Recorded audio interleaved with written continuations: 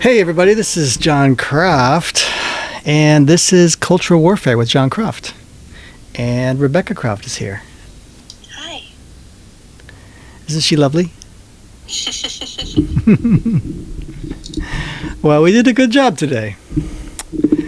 I'm proud of us, and had some good conversations today, didn't we? Oh, yes. Yes,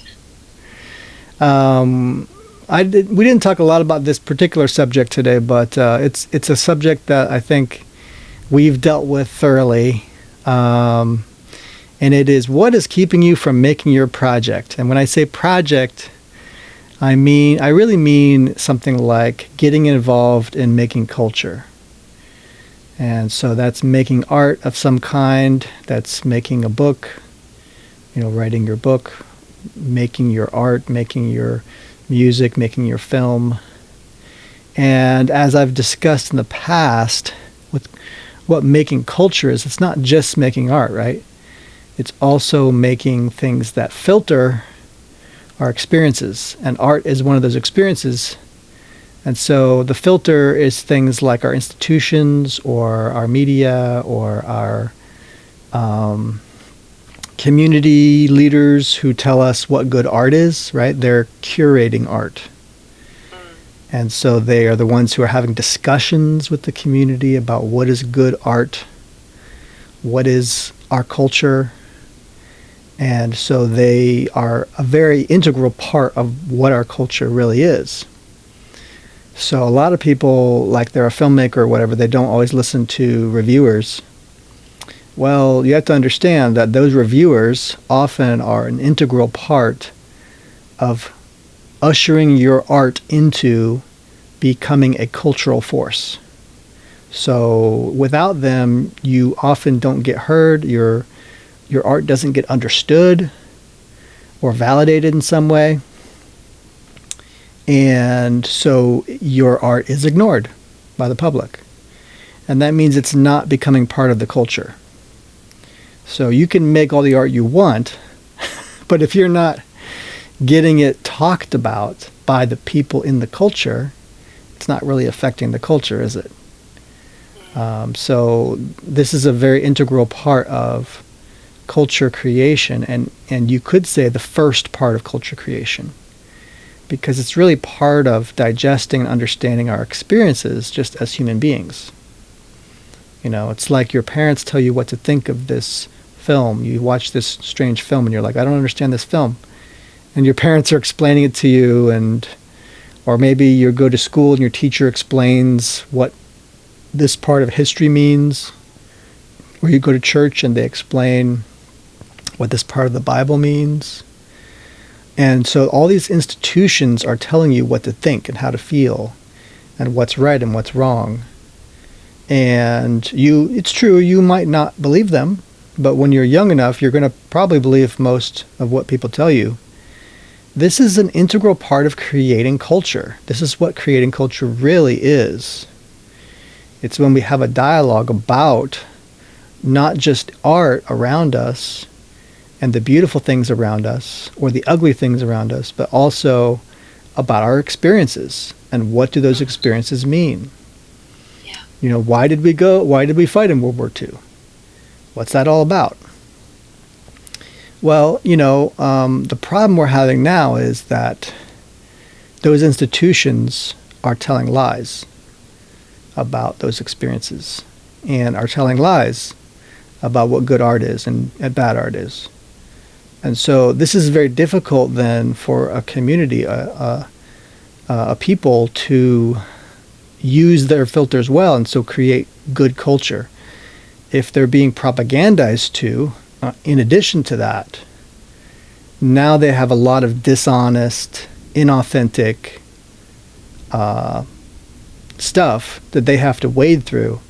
And that's what's called a broken filter. So your filter's broken, and it's not explaining things well. It's lying to people. Like when we went through a whole... I know I'm having a little sidetrack here, but when we went through a whole thing in the Middle Ages and then it became the Renaissance, there was a lot of doubt in the church because The church wasn't providing us with a great filter. The Catholic Church wasn't providing us with this filter so we could understand what we were seeing in science, what we were seeing in classical literature, what we were seeing in the academy, what we were seeing in the world around us. And so these filters were becoming to be broken. And the Catholic Church was no longer providing the answers that people were satisfied with. And so there was this division in the church. And this was affecting the widespread society. So this is the same problem we can have, that we kind of are having now. So our society needs to reform. And the reason I bring this up is because this is what I'm going to start talking about as we go along when we talk about why are we not creating art, right? So one of the reasons we're not creating art is because all these things are broken.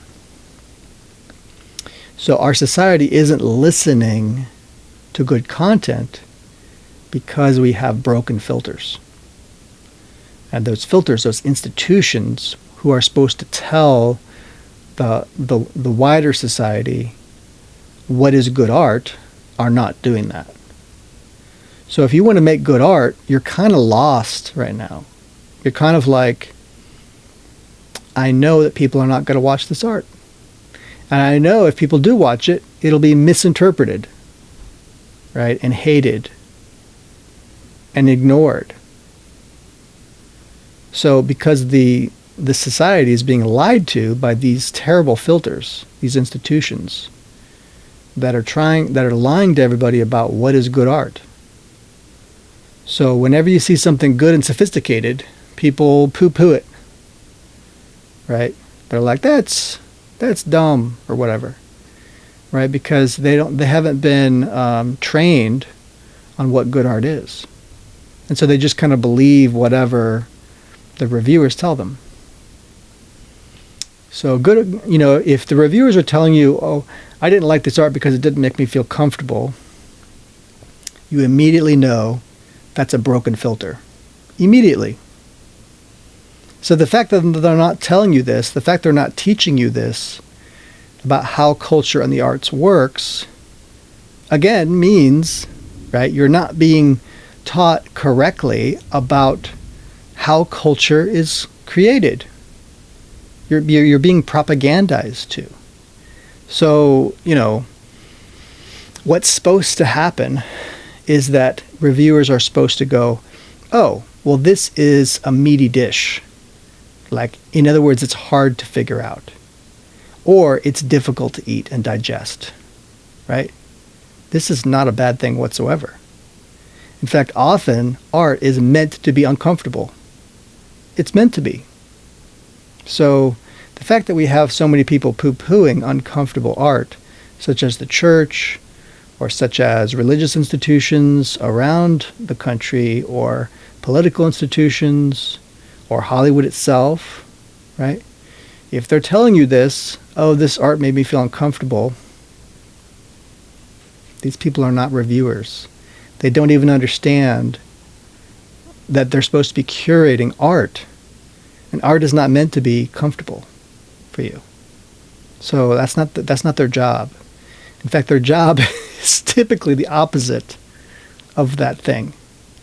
So you're actually trying to eliminate the culture. Destroy the culture. That's what that is. So the culture's not supposed to hold your hand. No.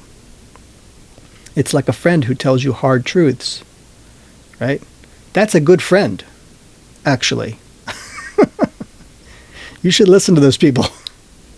Okay, so I'm going to get back to talking about the subject more directly. That was a roundabout way of saying, hey, I understand if it's been hard for you artists out there. I wanted to tell you right off the bat, it's difficult for me as well in this way, right? So let's talk about why we're not doing our projects. What's keeping you from doing your project? So, are you there, Rebecca? I'm here.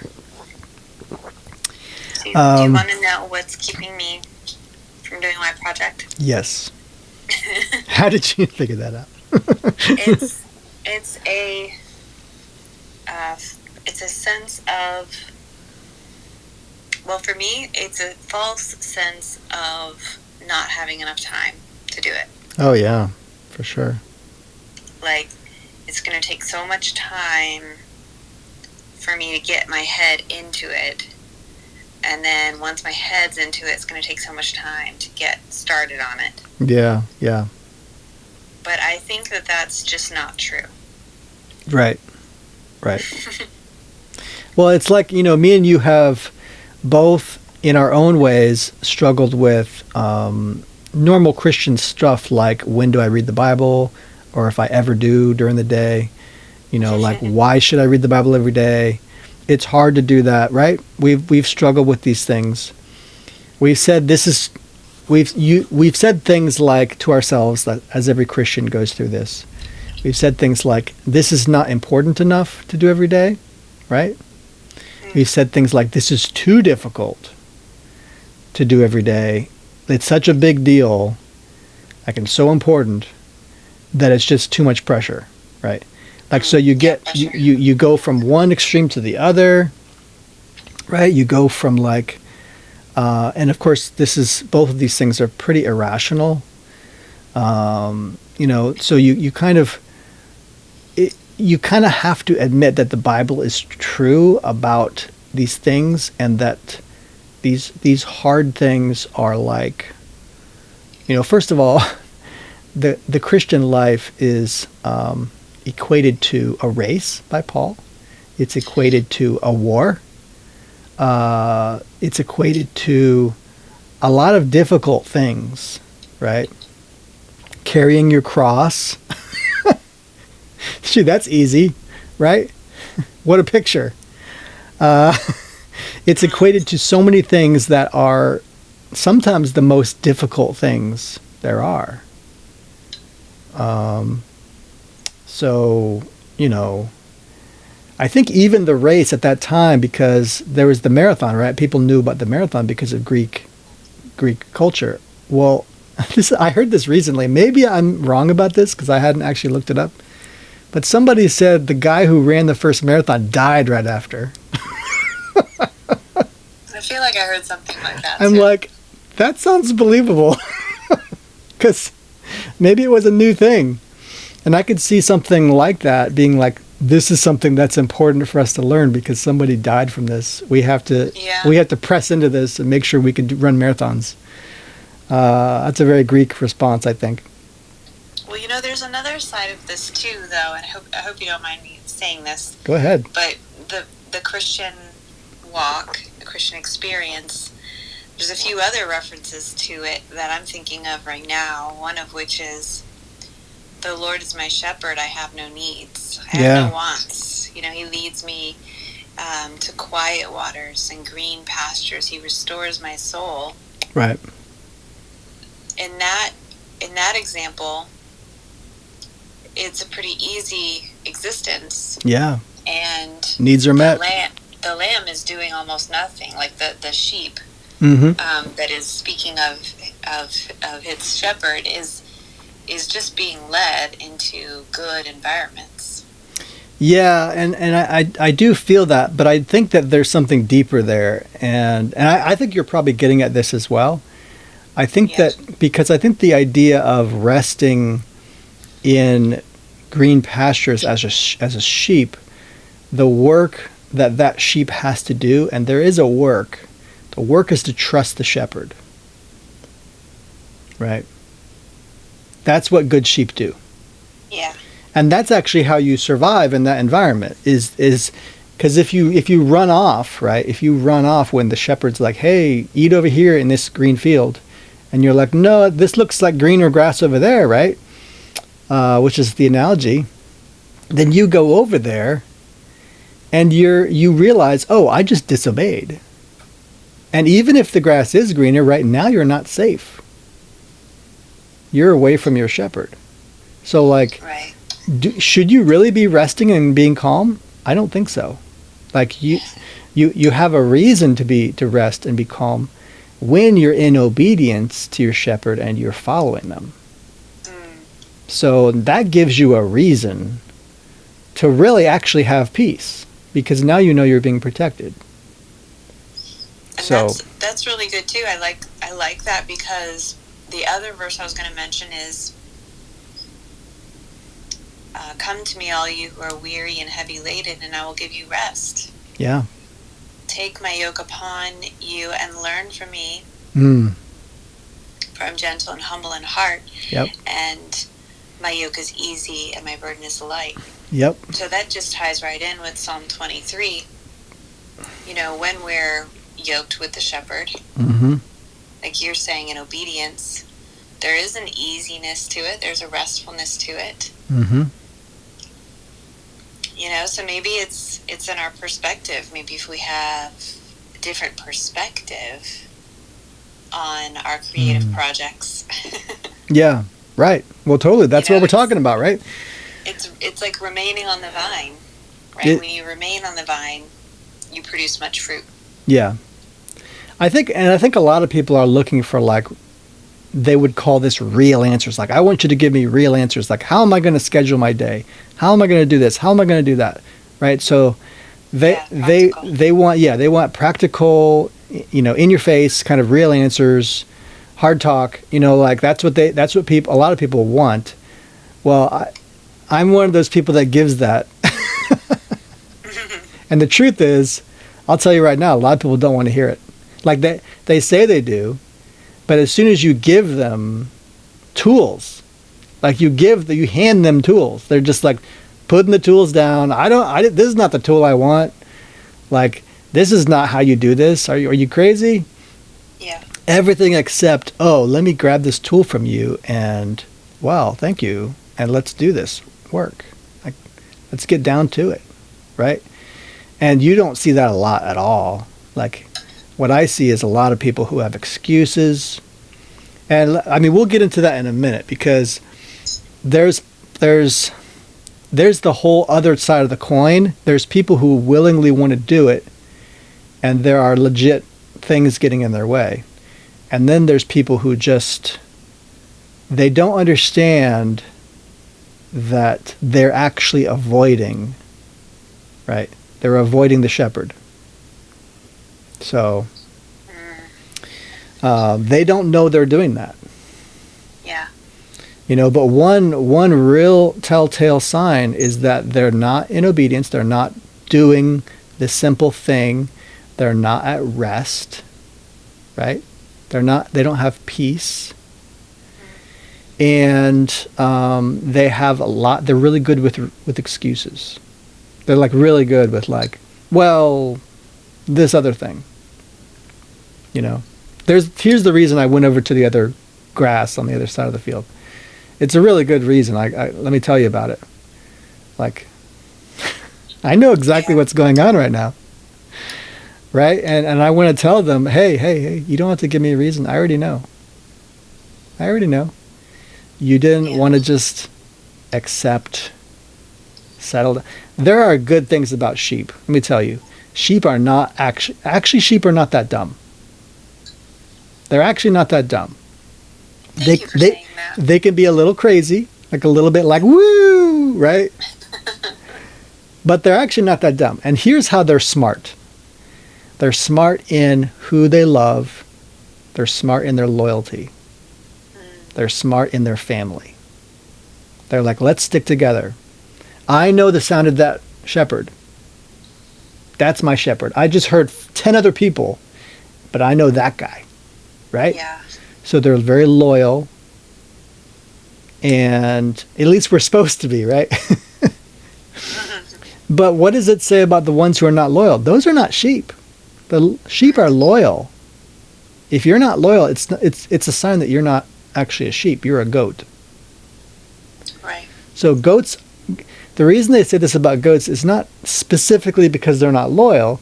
It's because they love to, like, roam around and do whatever. They just love, that's just what they do. They're just kind of crazy.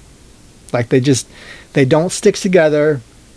They're like wild, like they're like way over there and then way over there and then way over there.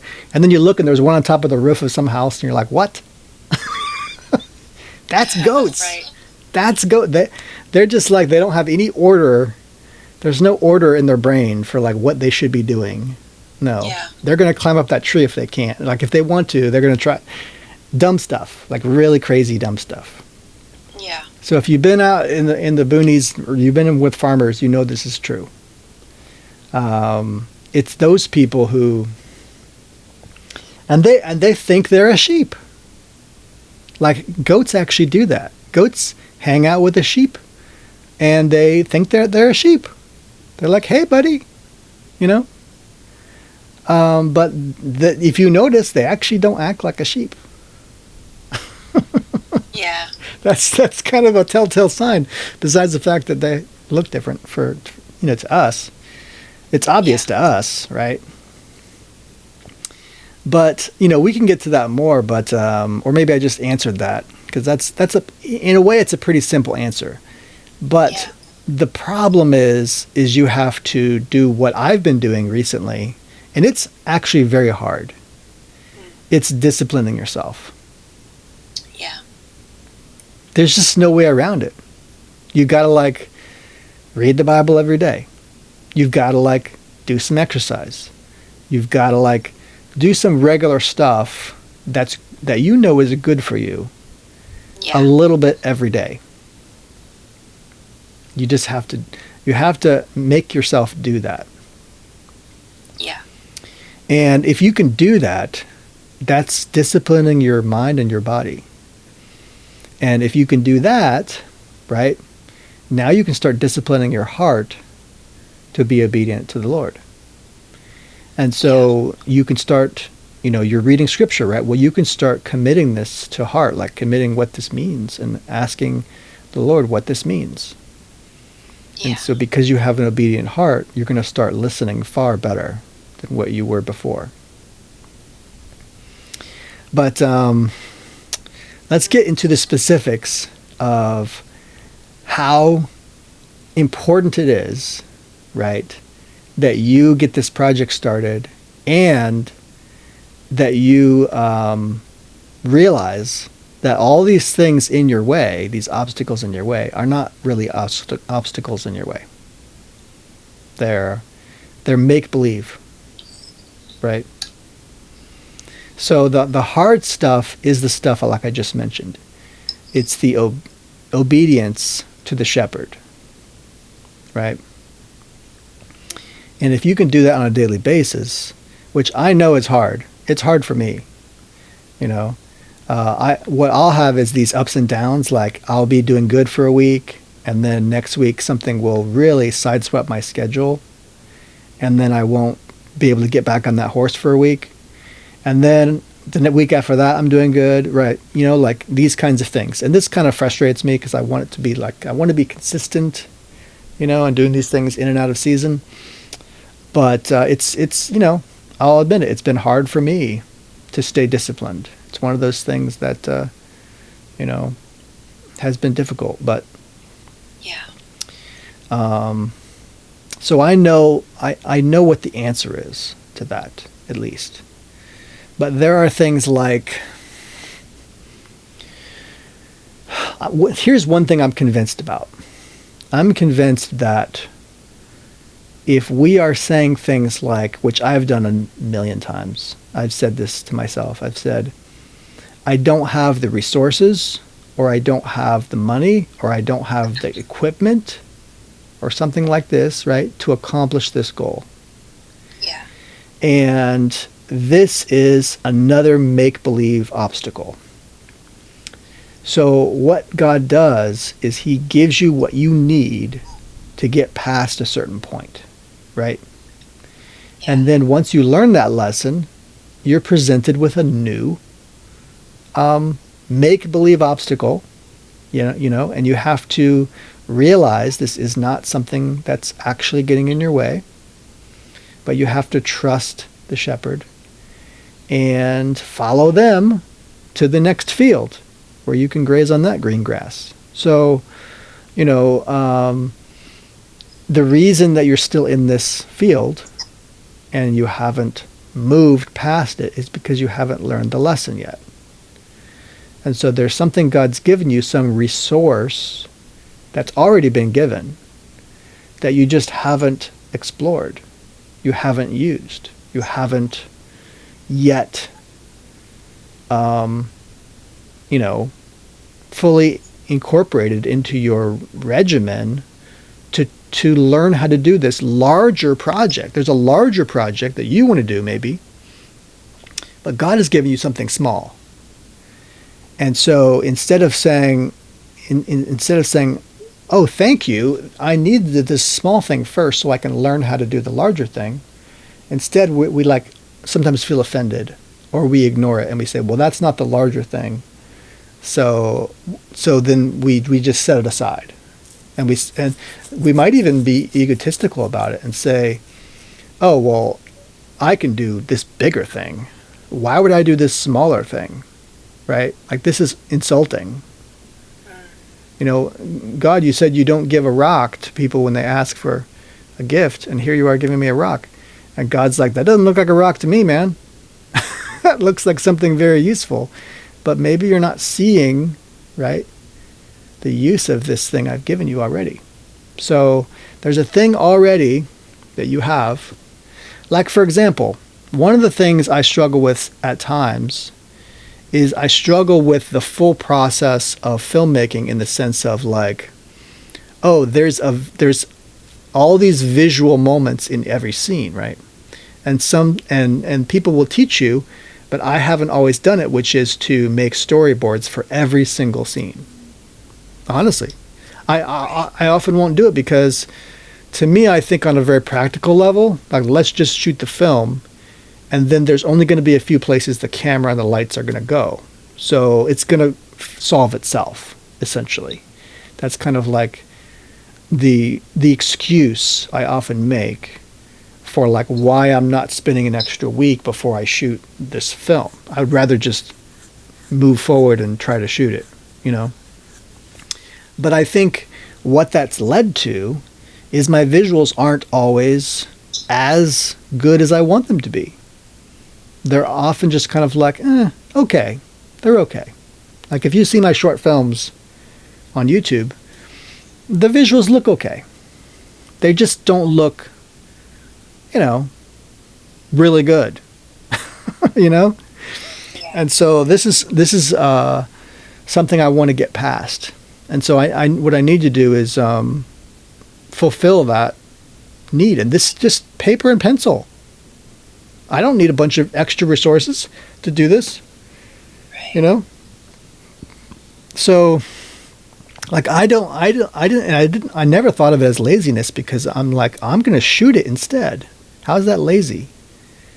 But actually, it's kind of like, well, why don't you do the extra work to make sure it's really good, And so I haven't always believed that was necessary. And it's not necessary. Making great art is not necessary. At least, I guess at least try to make good art, right? But the truth is, that's kind of what separates you from, between the men and the boys. It's like, are you really going to just make an okay piece of art? Like, no, actually.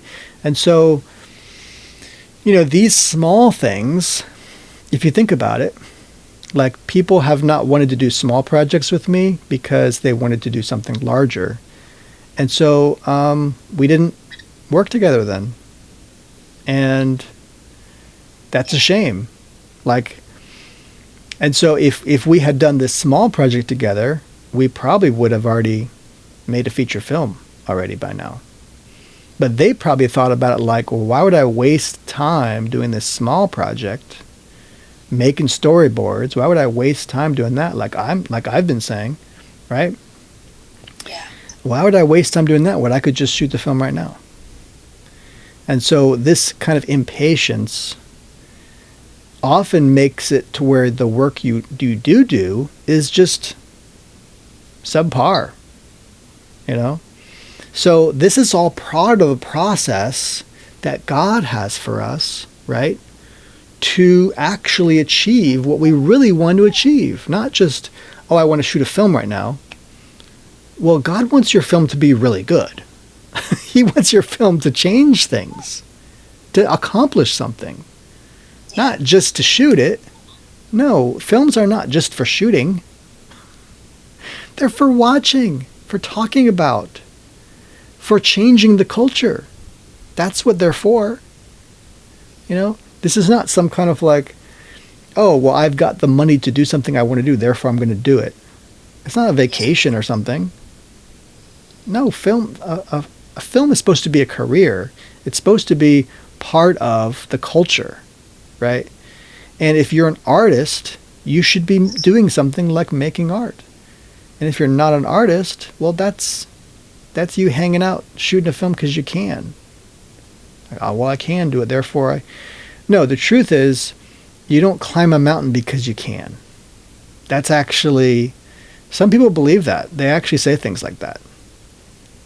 Like, they climb mountains because they can. There's lots of things you could do. You know? You could drink poison right now. That doesn't mean you should. These kind of statements are so silly. Like, no, you don't do things just because you can. There's lots of illegal, bad, wrong things you could be doing, right? And ineffectual, useless things you could be doing, you know? So we don't do these things just because we can. We do them because we should, because it's the right thing to do. And is it the right thing for you to shoot a film when you're not really a filmmaker? Like when you're not really an artist, maybe you shouldn't be trying to pretend to make art. You know, I've actually met a lot of these people. So, you know, the truth is though, even if you're not an artist, I'm not saying you shouldn't try to make art or make a film. Like you should try to do it. And then afterwards realize, well, if I'm actually going to make good art, I actually have to do things a little differently, right? I have to do hard things that I wasn't willing to do before. And so these hard things become the obstacles that get in your way of making your next project. Let's talk about some other things that might get in our way, not just our own thinking, right? Let's talk about things like in society that might get in our way. And some of these things are very legitimate issues, right? In fact, I opened up with a bit of a rant on one of these issues. So what do you think? What do you think I'm referring to, honey? You were talking about the filter being broken in our culture, and how that could prevent someone from understanding and perceiving art as good. Yeah. And so a filter or an institution, or maybe you could say a curator, right, of art, of culture, is supposed to participate in making culture. But if they are a broken filter, then their participation is sometimes unwelcome, unuseful, even malicious or bad for the culture. So a broken filter can be very bad for that culture. It teaches children bad lessons, for example. It tells people, oh, they shouldn't get married because marriage is difficult.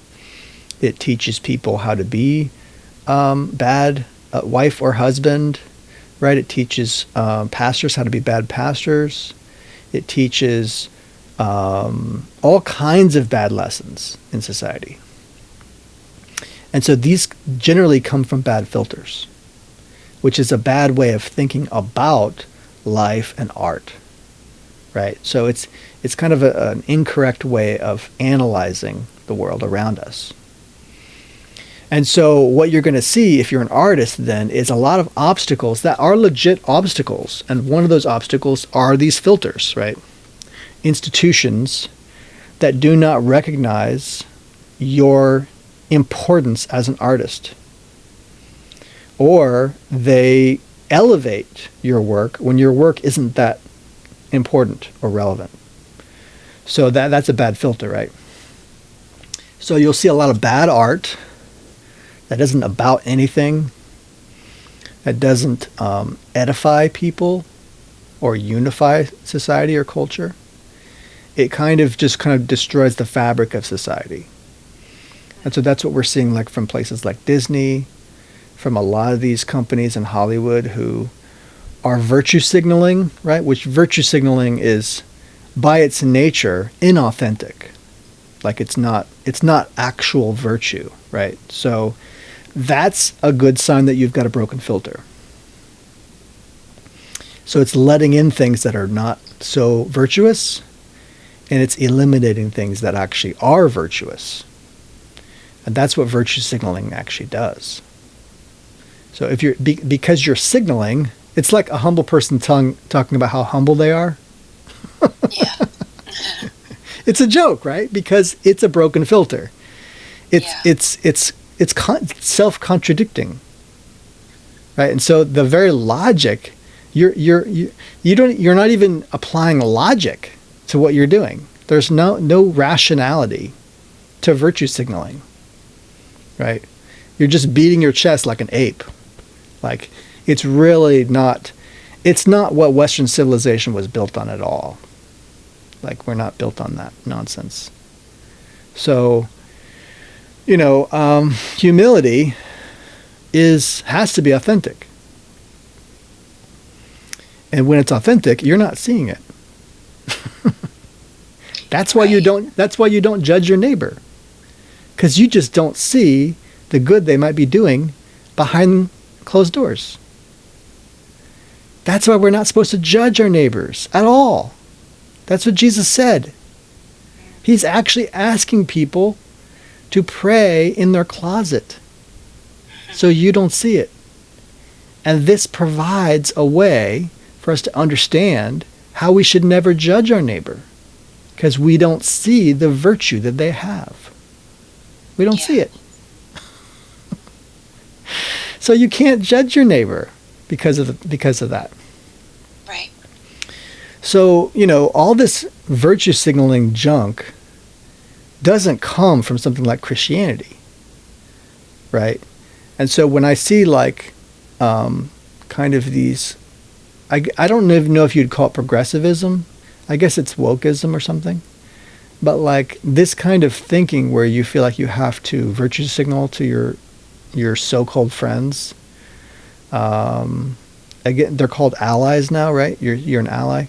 That means you're not a friend, and they have to hold you accountable to virtue signaling, to this fake morality of virtue signaling. So, you have to do this, and if you don't do this, then they throw you under the bus.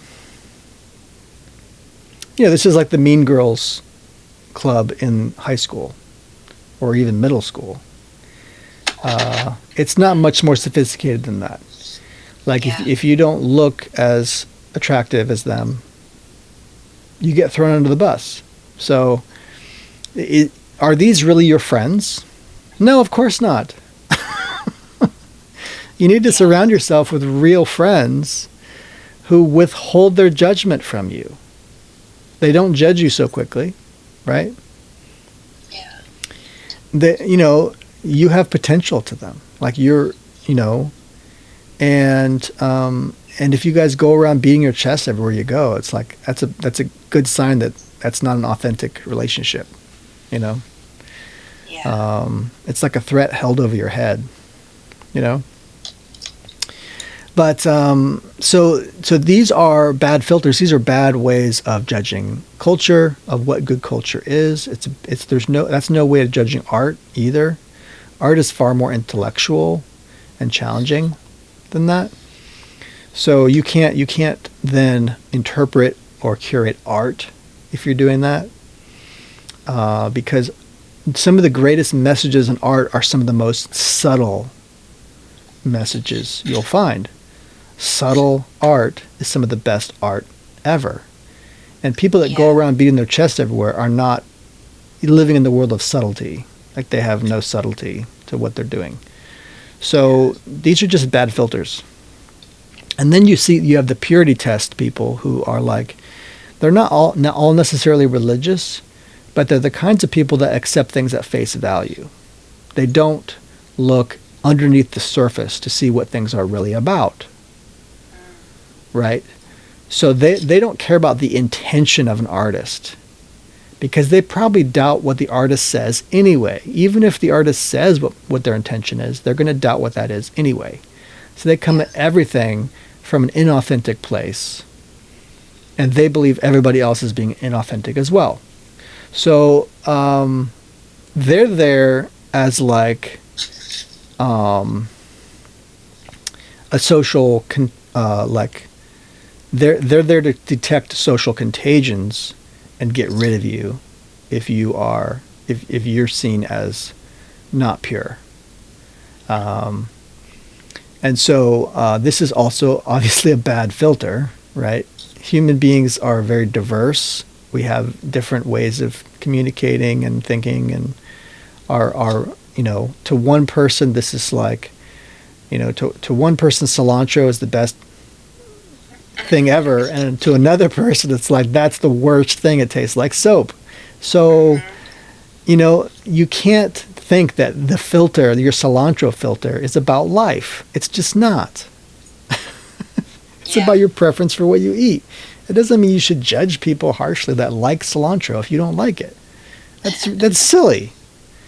So and it's a bad filter if you're telling people that people who like cilantro are bad people. That's just that's a terrible filter.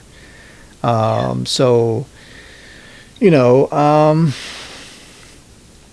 cilantro rice is pretty great, actually. I like cilantro rice. We're down here in Florida where you have Cuban food and you get cilantro rice. It's awesome. Go Team Cilantro. That's right. But so what other social challenges can you think of that might get in your way? What do you think?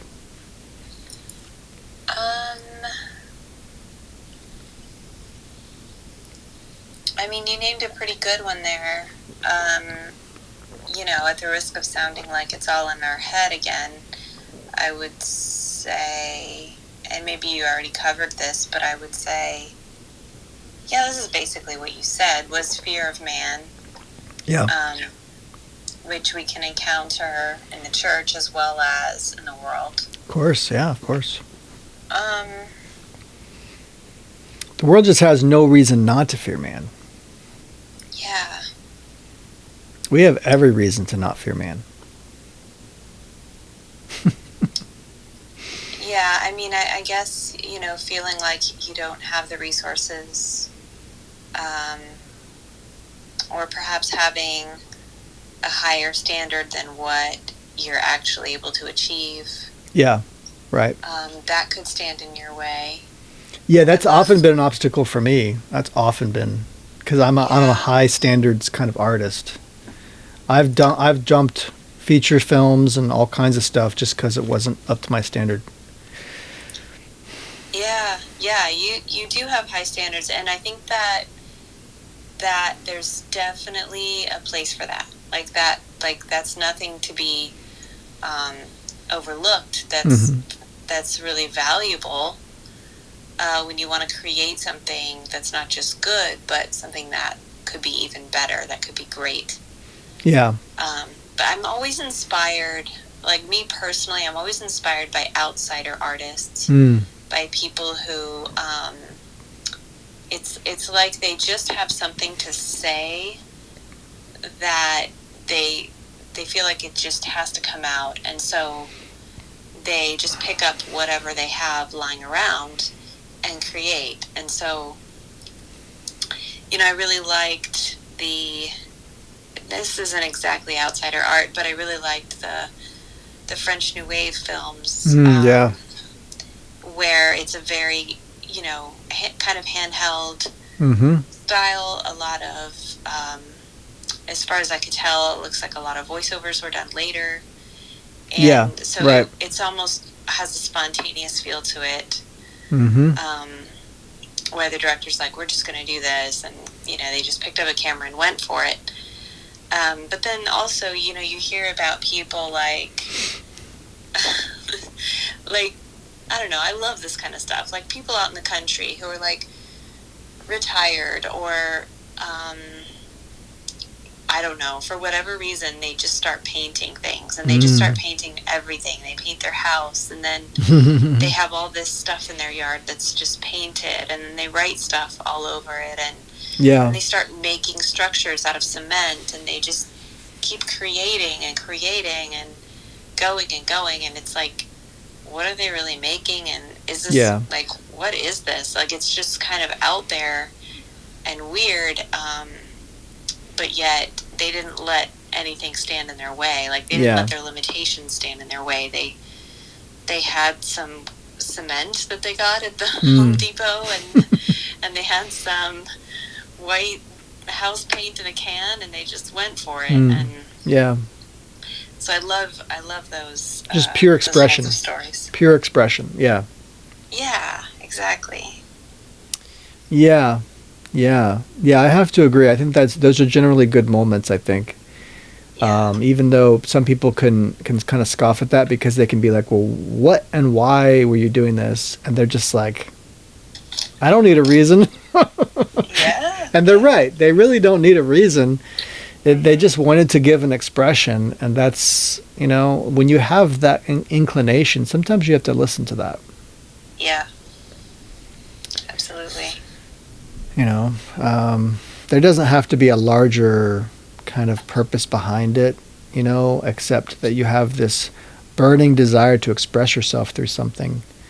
That's often the best reason to make art. Yeah. I agree.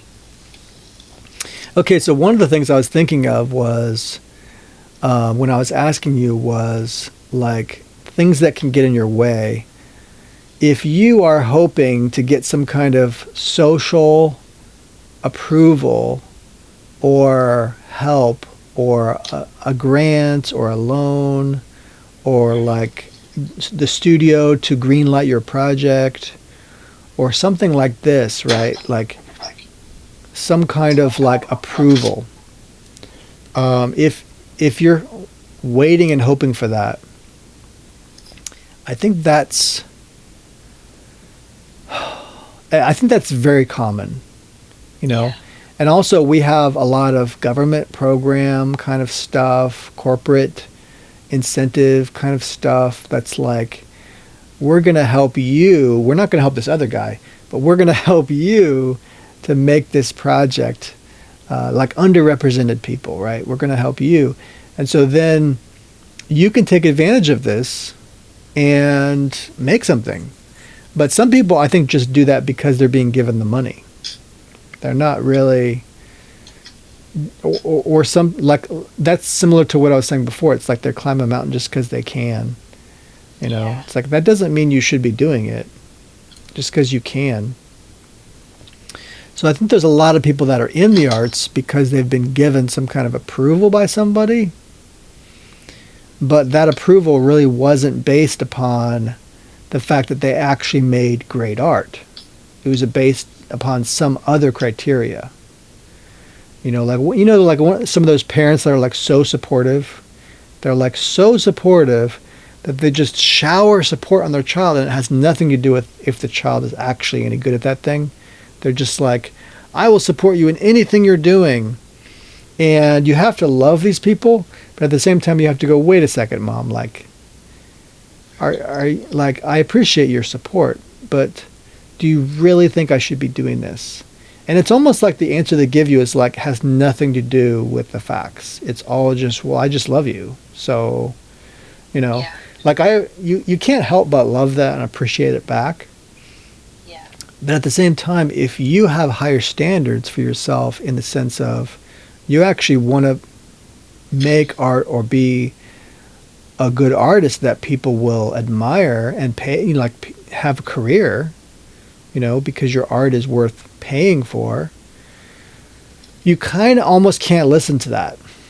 You can't listen to that kind of like unmitigated, unconditional support, because that support is not looking at you as a artist, really. They're looking at you as someone who needs support, just unconditional support. And so you have to get into a rougher crowd who will be a little more discerning, right? Maybe if this is your friends, maybe this is your coworkers, maybe this is someone in college, if you're in college, someone who's going to be a little harsher on you and be like, bro, like I'm not just going to accept anything from you as a product. You got to like do some work and make this a better product.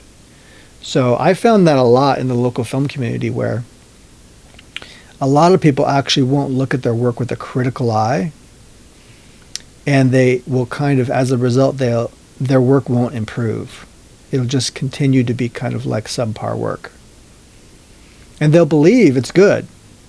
You know, it's like they become that unconditional supporter to themselves. They're not critical of their own work. They're not looking at it with a critical eye. They're not looking at it like, I want to become Spielberg. They're not thinking about it like that, in the sense of, not only do I want to become Spielberg, right, but I want to make sure my shots literally look like Spielberg shots. And if they don't, that's a problem, right? So, like, I'm not saying that's the greatest standard. I'm just saying, like, when you are being self-critical, and it's true, I'm one of these self-critical people. So there's positives and negatives to both sides of this coin. One of the negatives for me has been I haven't made as many films. But one of the positives is I don't make junky films. Like, I don't do that.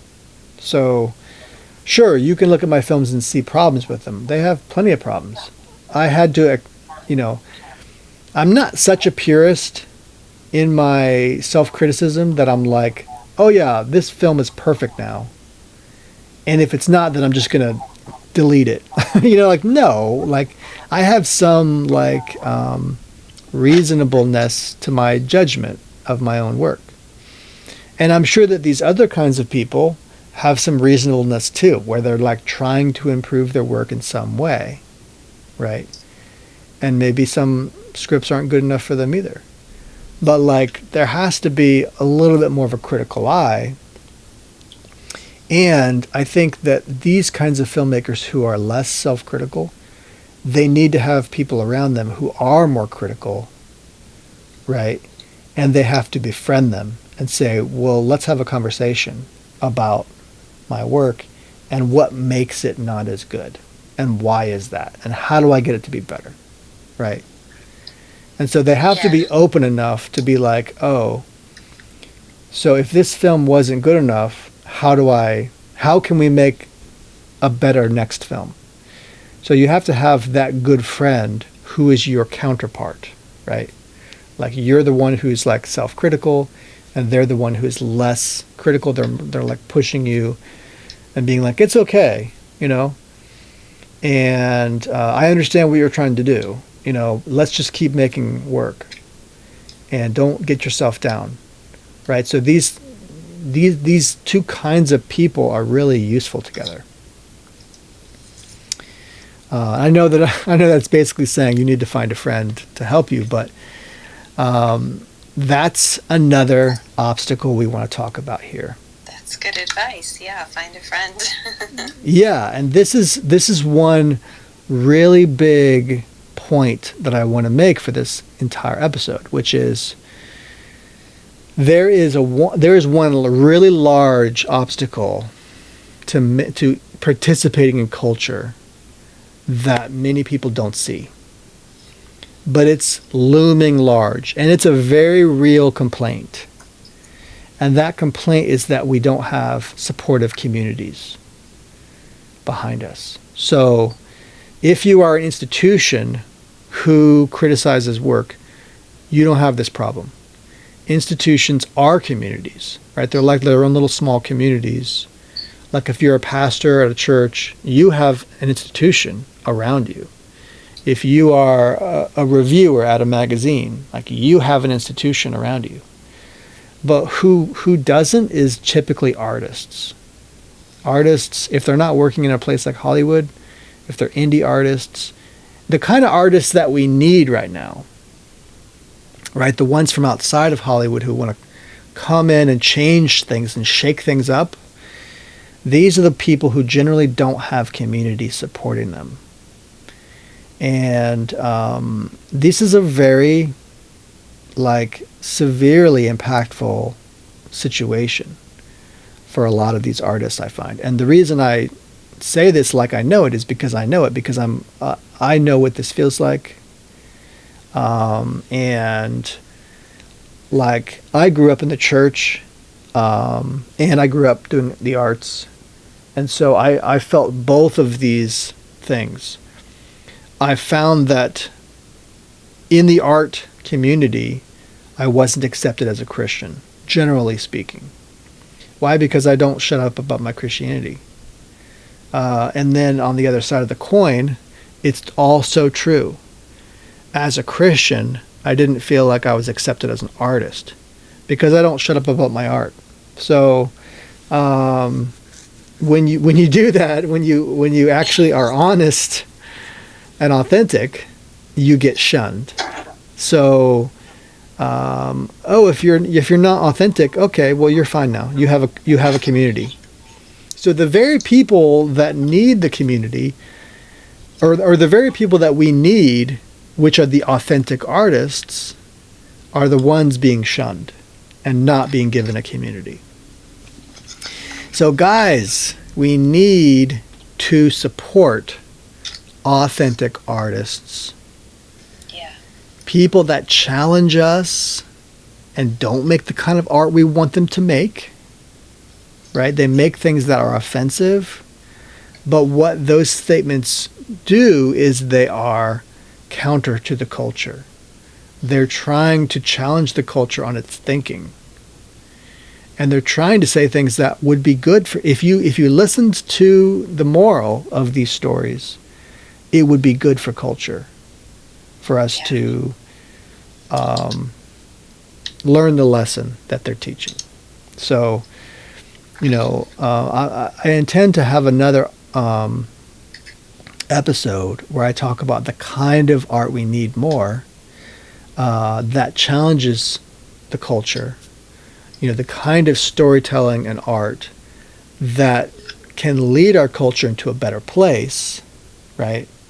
But I can't do that now. So what I'm talking about now is building that culture around, or building that community rather, around these good artists so that they have the courage, right, to make their art and put it out there. Because what's happening is they're trying to make their art and put it out there, and people are rejecting them. They just keep rejecting them, right? So when you're not listening and wanting to hear and wanting to see the latest art from your local church artist, and instead you're like, come work at our church and become part of the worship team, right? You're asking them to put their art aside and do the same art that we've been doing for 20 years instead. That's great. I'm not saying there's anything wrong with the worship team. There's nothing wrong with the worship team. I'm just saying that what these artists might be doing on the side might actually change some things in our culture, might actually help some people, might become something bigger than that art that they have now, with a little bit of love and fertilizing and watering. That might become a whole harvest, right, that you could use and that society and culture could benefit from. And if we don't believe in our local artists like that, what are we doing? We continue to believe in Hollywood, but we don't believe in the people right next to us. So that's the end of community. That's how your community gets destroyed, is that you believe in people that are not your community, right? But you don't believe in the actual community around you who are seeking love and support and affection, you know. So, and these are the people that, you know, you're getting on the ground floor of something new, right? Where you can potentially witness something changing in the culture. Right. I think that's exciting. Yeah. You know? So folks, like, you got to believe. It's not just about believing in yourself. It's about believing the calling that God has for you. And he believes in you, right? Because he knows how he made you. He knows he made you capable and able to do these things. It's when your family or your friends or your church or this other community is not believing, right, that this is possible. That's when there's a problem, right? Because it's like the fear of man, like Rebecca was saying. It's like the fear of man. You're believing them more than you're believing the Lord and his calling for you. Can't do that. And you can't listen to the fact that these institutions and these filters are broken. You have to continue to challenge the status quo with new ideas. That's our job as artists. We have to keep doing it anyway. Keep pressing in, right? And challenging people. But you have to continue also to form community around you, right? A support of some kind that says, you know what, we believe in you, even though we don't fully understand everything you're doing, because art is not meant to be easily understood. Yeah. So, like, it's not about understanding it. It's about seeing that there's attention put to it, there's quality put into it, there's affection put into it, and there's meaning there, right? Can I add to that? You use the word challenge, Mm-hmm. And I think that it's good to point out that when we're challenged, that's when there's growth. Mm-hmm. And so it's not just like, oh, we've been made uncomfortable by some art, and that was a weird experience. I'm glad that's over with. It's more than that. Yeah. When we're challenged by something and we allow the Lord to use it, that's when we can see a lot more growth in ourselves, Mm-hmm. and our walk with the Lord. Amen. And that ties in as well with what you're saying about artists challenging themselves to do better and having, friends, looking for friends that challenge us to do better. So don't let the word challenge scare you. Embrace the challenge. Well, and it's funny too. Like that's definitely true. Like I do talk about the community needing to support their artists, but artists also, I see a lot of resting on laurels from artists. Like a lot of artists, as soon as they get some kind of support, then they're like, oh, I've arrived in some way, and I can just keep making this kind of art. And that to me is just sad. It's very sad because there's potential with so many artists. They could make something really, transcendent if they keep working at it, right, and not resting on their laurels. So, some of us will get so much support, and it's support for mediocre art, and other people will get no support at all, and it's like fascinatingly great art. And I'm like, why has this person have no likes? They have no friends. They seemingly have no support at all, and they're making this incredible art. This art could change people and change society. And it's because our society is broken in this way. Like, people don't know what good art is anymore. The filters are broken. Yeah. So right now, you could go on YouTube and find all kinds of great art that nobody is supporting. And you could be part of what makes this guy go big, because our culture is broken in this sense. Like, a lot of great artists are being ignored right now. Yeah. You know, there's great musicians right now that are just being ignored. Like a few likes on Spotify, like not much, not many views or listens, and they're making really good music. Yeah. You know, so because one of the other factors here is that, and this is the last factor I'll say before we close shop, but like one of the other reasons that we can't make our work is because we have gatekeepers, what's called gatekeepers in Hollywood. And it isn't just Hollywood, right?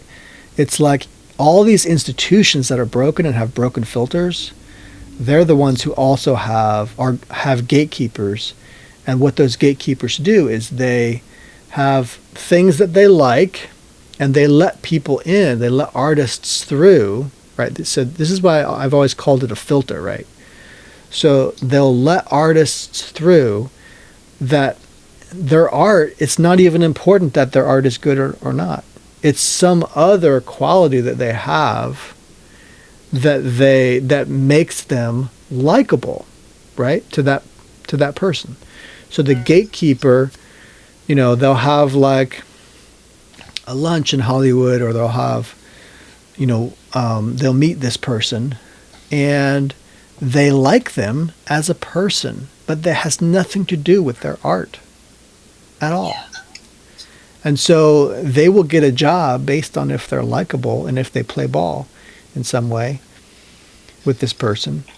And these are all broken filters. They're broken. And so like people like myself, you know, like a white male, right? Like I'm not as accepted right now in Hollywood.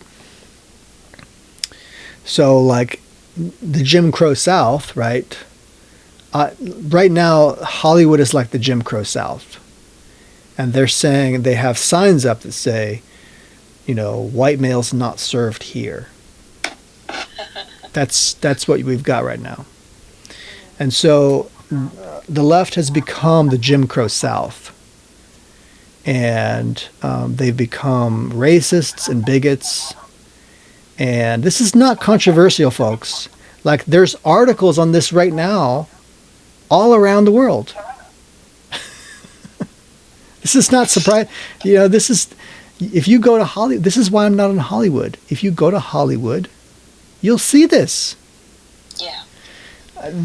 All they have to do then is put the sign up, and it will all make sense. Oh, okay. Well, they don't serve my kind here, right? Yeah. So this really doesn't offend me, because I've been around these people. I've seen these people for a few years now. And so in many ways I've gotten over this. This is a larger ideology, and they've fooled themselves into believing that they're not racists, right? And so this is a big obstacle to getting a lot of art made. So what do you have to do? You have to stop trying to get gate kept by these people. You have to find another institution, right? You have to go around Hollywood. You have to find other people who will be okay with white males. You know, they're not racists. And so, like, you need to find these kinds of people and form a different community with, or join a community that's different. Because this other community doesn't serve you, like Hollywood doesn't serve you. So, you know, there's probably other obstacles as well that I haven't thought of for this episode, but you know, many of these obstacles are legit issues. Yeah. But what you have to do is just be conscious of them, be conscious of why you're not making your art. And once you realize really kind of the obstacle that's in your way, often this is a self-imposed problem. Like at this point, I'm not bitter at Hollywood now. I'm just trying to go to a different institution now. I'm not trying to go to Hollywood anymore. Like I now I realize what it is, right? I can deal with that fact, and I can try to go somewhere else where they're not racists, you know? Right. So, or feminists. Uh, but feminism is very widespread right now. Not racism, but feminism is. And so what you will find, doesn't matter where you go, is you will find a lot of feminism. But, like women in film, right? A lot of, there's groups that are not for you. They're not in your ballpark. So, you have to find your institution and support that group, and they'll support you. So that's how you get stuff made. You got to look past the fact that there's these obstacles over here. Don't get bitter about it, folks, and just go somewhere else where they will appreciate your work. This is how good work changes things, is you go to the people who appreciate you, and you just have to start avoiding people that won't really work with you or appreciate you. And they won't give you feedback on how good you're doing or how bad you're doing. You have to avoid these people, Yeah. And just keep pressing forward. When God gives you a small resource, use it, right? And don't think of it as an insult. Like, God is giving you what you need right now, and just discipline yourself day to day, do it, and then new challenges will come. And that's when you can do bigger things. So I love that. Yeah, and I just want to say, trust in the Lord and be brave. Yeah. He's going to lead you there on the right path in the right timing. And one of my favorite verses, and I can't remember the address, but it's in Peter. His divine power has given us everything required for life and godliness through the knowledge of him who called us by his own glory and goodness. Yep. So it's all there for us. We got what we need. Yep. Yeah, You're right. him. In him. All right, you guys, we love you. Thank you so much for listening. And where can people find you, Rebecca? You can find me at Jesus Loves Rebecca on Instagram and Rebecca Loves Jesus on YouTube. That's right. And you can find people find you. Thanks. You can find me at MediaMoses.com. You can find me at Jon Edward Croft on Instagram and on X, and you can find me at Cultural Warfare with Jon Croft. On YouTube, on Rumble, on X, and locals. So thanks so much for listening, and stand up for the culture. Hadn't said that one in a while. All right, we'll see you next week.